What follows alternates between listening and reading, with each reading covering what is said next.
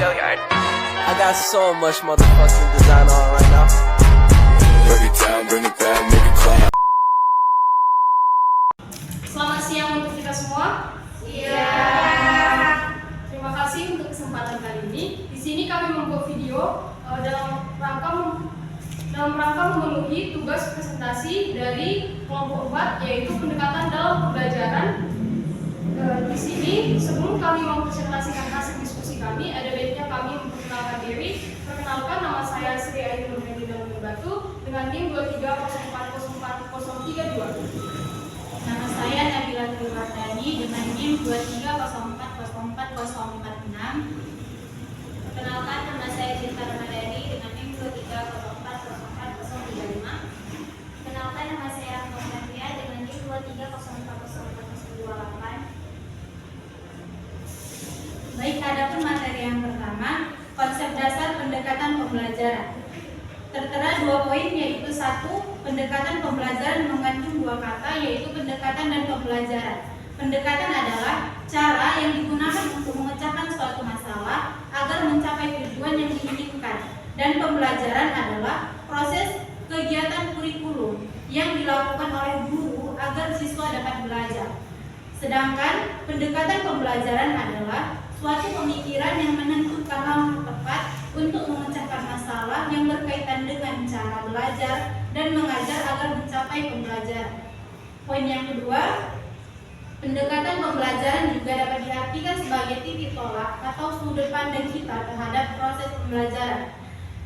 Dalam artian, pendekatan dan pembelajaran juga merujuk dalam proses pembelajaran yang masih bersifat umum, mewadahi, menginspirasi, menguatkan dan melatar belakangi metode pembelajaran dengan teoritis tertentu. Kedua, klasifikasi pendekatan pembelajaran. Dalam klasifikasi besar dapat digolongkan 2 pendekatan pembelajaran, yaitu 1. Pendekatan ekspositorik, pendekatan yang menekankan kepada guru, sedangkan muridnya bersifat pasif. Dalam artian, murid tidak perlu terlalu aktif. Dengan pendekatan ini, guru dapat menyampaikan materi sampai tuntas. Pendekatan ekspositorik lebih tepat digunakan pada materi yang bersifat pembelajaran informatif, sedangkan konsep-konsep dan prinsip dasar yang perlu dipahami siswa secara pasti. Yang kedua, ada pendekatan inquiry, pendekatan yang menekankan pada siswa agar aktif mencari dan menentukan sendiri apa yang dipelajari. Pendekatan ini ditujukan pada materi yang bersifat menelaah atau mencari suatu objek secara kritis dan analitis, sehingga dapat membentuk pengalaman belajar yang bermakna. Di sini juga siswa dituntut untuk mengungkapkan beberapa pernyataan secara sistematis dari objek yang dipelajarinya, sehingga siswa tersebut mendapatkan kesimpulan dari hasil informasi yang diperolehnya. Adapun peran guru di sini sebagai fasilitator yang mengarahkan siswa dalam proses belajar yang efektif dan efisien. Baiklah teman-teman, kita masuk pada macam-macam pendekatan pembelajaran. Yang pertama itu pendekatan behaviorik. Teori behaviorisme adalah teori belajar yang menekankan pada hasil belajar dan tidak memperhatikan pada proses berpikir pada peserta didik. Nah, menurut teori behavioristik, belajar adalah perubahan tingkah laku sebagai akibat dari adanya interaksi, stimulus, dan respon. Nah, masing-masing tokoh memberikan pandangan tersendiri tentang apa dan bagaimana behaviorik tersebut, yaitu pada tokoh yang pertama, teori pengondisian klasikal dan Pavlov. Eksperimen yang dilakukan Pavlov dan ahli lain tampaknya sangat berpengaruh pada pandangan behaviorisme, di mana gejala kejiwaan seseorang dilihat dari perilakunya. Melalui eksperimen tersebut, teori Pavlov menunjukkan bahwa belajar dapat mempengaruhi perilaku seseorang. Nah, teori yang kedua adalah teori koneksionisme dan Thorndike. Menurut Thorndike, belajar merupakan peristiwa terbentuknya asosiasi antara peristiwa yang disebut stimulus dengan respon. Oleh karena itu, teori belajar dikemukakan oleh Thorndike ini sering disebut sebagai teori belajar koneksionisme atau teori asosiasi. Yang ketiga, teori kondisional atau Watson. Watson mengakui adanya perubahan mental dalam diri seseorang selama proses pembelajaran, dan ia menganggap hal-hal tersebut sebagai faktor yang tidak perlu diperhitungkan atau diperkirakan. Nah, teori yang selanjutnya adalah teori sistematik behavioristik dari Karl Hall. Dalam hal ini, ia sangat terpengaruh dalam teori evolusi yang dikembangkan oleh Charles Darwin. Bagi Hull, seperti halnya teori evaluasi sebagai fungsi laku bermanfaat terutama untuk menjaga kelangsungan hidup manusia. Oleh karena itu, teori Hull mengatakan bahwa kebutuhan biologis dan pemenuhan kebutuhan biologis adalah mementingkan atau menempati posisi sentral dalam seluruh kegiatan manusia. Yang selanjutnya adalah teori conditioning Edwin Guthrie. Dalam kegiatan belajar perlu diberikan sesering mungkin stimulus agar hubungan antara stimulus dan respon bersifat lebih tetap dan aktif. Ia juga mengungkapkan bahwa respon yang muncul sifatnya lebih kuat dan bahkan menetap. Yang selanjutnya adalah teori operant conditioning Skinner. Dalam semua pendukung teori behavioristik ini, teori Skinner yang paling besar pengaruhnya dalam teori behavioristik karena program tersebut pembelajaran seperti teacher machine, pembelajaran berprogram, modul, dan program-program pembelajaran lain yang berpijak pada konsep hubungan stimulus maupun respon serta mementingkan faktor penguat atau reinforcement merupakan program-program pembelajaran yang menetapkan teori belajar yang dikembangkan oleh Skinner. Nah, di sini ada beberapa hal yang menjadi keunggulan dari pendekatan behavioristik itu sendiri. Yang pertama adalah teori ini cocok diterapkan untuk melatih anak-anak yang masih membutuhkan dominasi peran orang dewasa atau orang tua. Yang kedua itu membiasakan guru untuk bersikap jeli atau lebih teliti pada situasi dalam pembelajaran. Sedangkan kelemahan dari pendekatan ini, yang pertama adalah pembelajaran peserta didik yang berpusat pada guru. Yang kedua itu murid hanya mendengarkan dengan tertib penjelasan guru sehingga terjadinya kurangnya pemikiran siswa tersebut pada pembelajaran tersebut. Selanjutnya akan dilanjutkan oleh teman saya. Yang kedua adalah pendekatan kognitif. Teori belajar kognitif ini lebih menekankan pada belajar, merupakan suatu proses yang terjadi dalam akal pikiran manusia. Dalam aliran kognitivisme terdapat beberapa ciri, antaranya yang pertama, mementingkan apa yang ada dalam diri manusia. Yang kedua, mementingkan keseluruhan daripada bagian-bagian. Yang ketiga, mementingkan peranan kognitif. Yang keempat, mementingkan kondisi waktu sekarang. Dan yang kelima, mementingkan pembentukan struktur kognitif. Selain itu, ada beberapa tokoh yang memaparkan pandangannya mengenai teori kognitivisme. Di antaranya, yang pertama, teori perkembangan kognitif dikembangkan oleh James Piaget. Menurut Piaget bahwa belajar akan lebih berhasil apabila disesuaikan dengan tahap perkembangan kognitif peserta didik. Peserta didik hendaknya diberi kesempatan untuk melakukan eksperimen dengan objek fisik yang ditunjang oleh interaksi dengan teman sebaya dan dibantu oleh pertanyaan pilihan dari guru. Yang kedua, teori perkembangan kognitif dikembangkan oleh Brunner.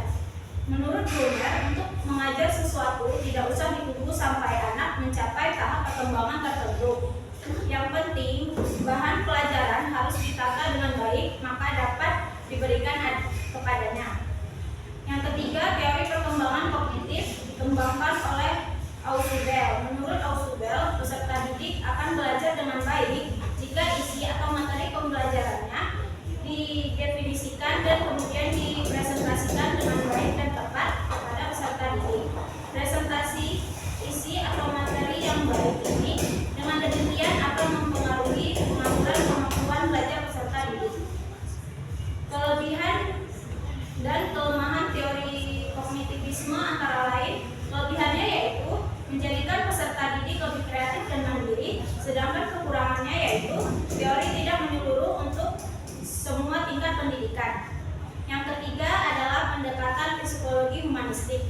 Aliran humanistik muncul pada tahun 1940-an. Psikologi humanistik atau disebut dengan psikologi kemanusiaan adalah suatu pendekatan terhadap pengalaman dan tingkah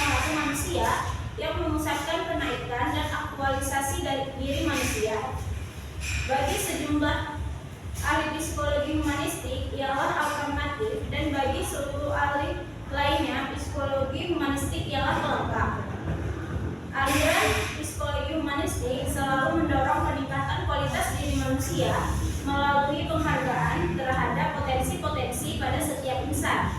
Teori humanistik ini cenderung mengarahkan peserta didik untuk berpikir induksi, mementingkan pengalaman dan keterampilan peserta didik dalam proses belajar. Selanjutnya akan dijelaskan oleh teman saya. Baik, selanjutnya adalah pendekatan pemrosesan informasi. Menurut Robert Ziegler tahun 2002, ada 3 karakteristik utama dalam pendekatan pemrosesan informasi, yaitu yang pertama proses berpikir, yang kedua ada mekanisme pengubah, yang ketiga ada modifikasi diri. Adapun manfaat dalam teori pemrosesan informasi ini antara lain: yang pertama, membangun terjadinya proses pembelajaran; yang kedua, menjadikan strategi pembelajaran dengan menggunakan cara berpikir lebih maju; yang ketiga, kapasitas belajar dapat disajikan secara lengkap; yang keempat adalah prinsip perbedaan individu terlayani.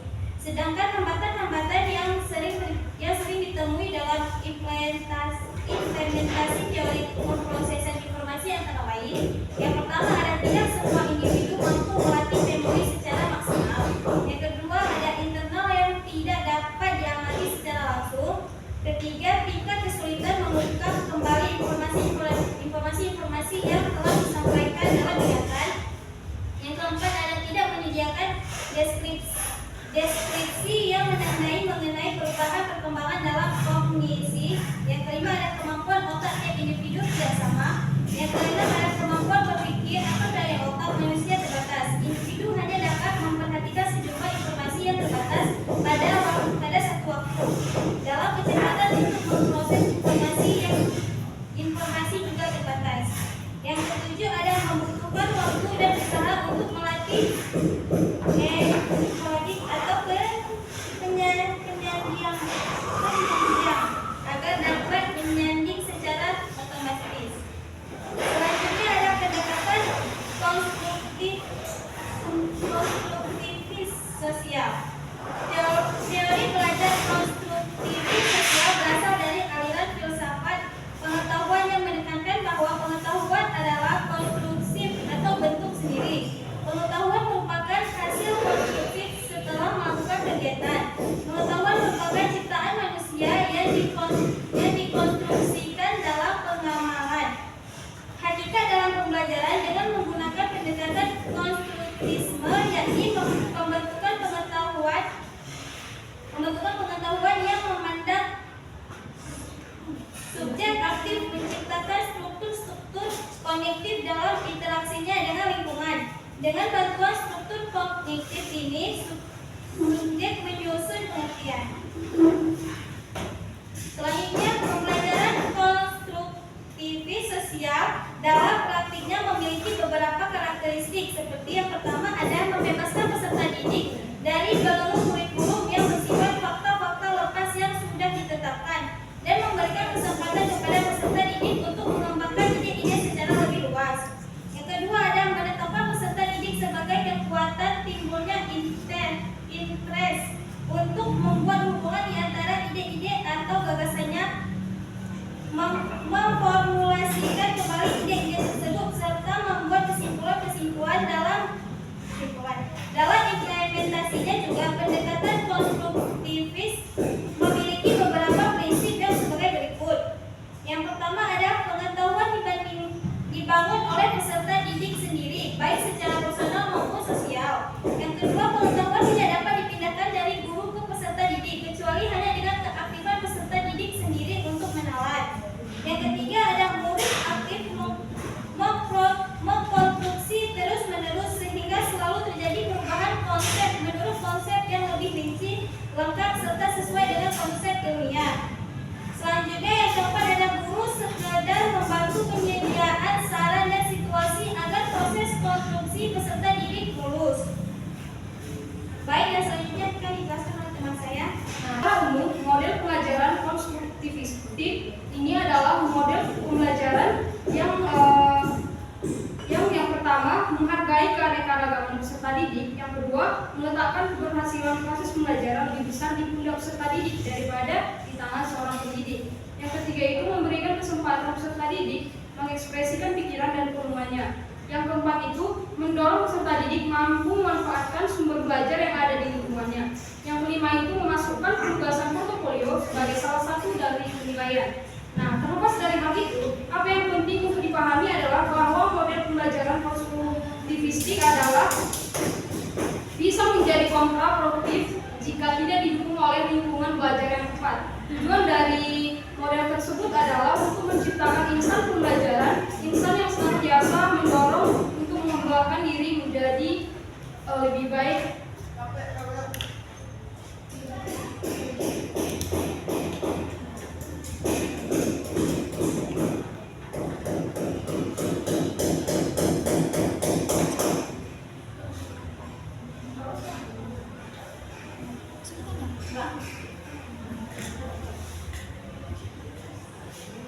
Baiklah teman-teman, demikianlah hasil presentasi kami. Adapun kesalahan dan kekurangan dalam video ini, kami minta maaf. Sekian dan